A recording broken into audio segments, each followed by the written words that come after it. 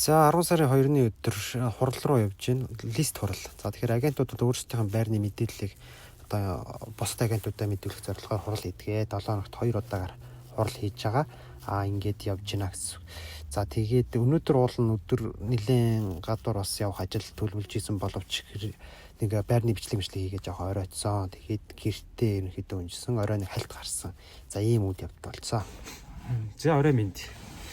Өдөр болон гараад гэрээ байгуулах хэд хэдэн болон хүмүүс байсан боловч цагийн зохион байгуулалтын хувьд нэг бичлэг өдөр нэг рил бичлэг байрны бичлэг эвлүүлж оруулж байгаа.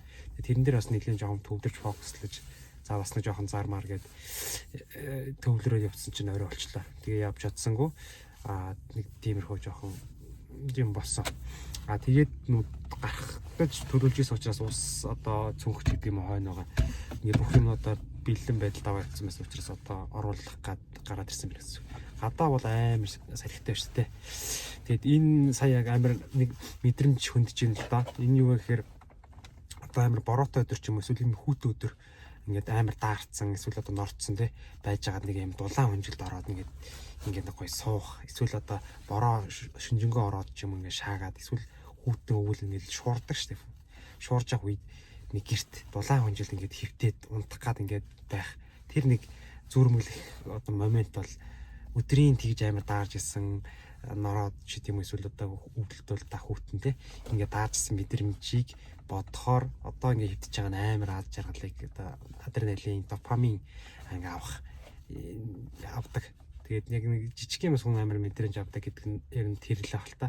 Тэгэхээр яг сая одоо ингээд гадаа амар салхитай байгаанаас яг надад тийм мэдрэмж төрүүлж байна. Хэрвээ хөдөө хээр байсан бол амар хогнор байгаа шүү дээ. Гэтэл бид нар одоо ингээд тухтай хотч тийм гэртээ ингээд байгаа учраас өнөөдөр амар гоё дулаан хонжолтой гоё унтаад амрах бас ийм боломжтой буюу одоо ийм хувь тохиолтой байж тээ.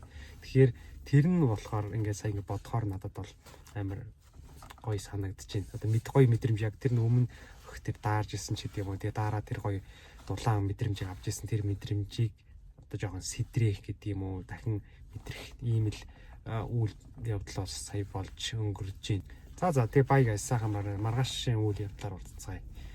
Олон үйл явдал болох байхаа гэж тааж байна.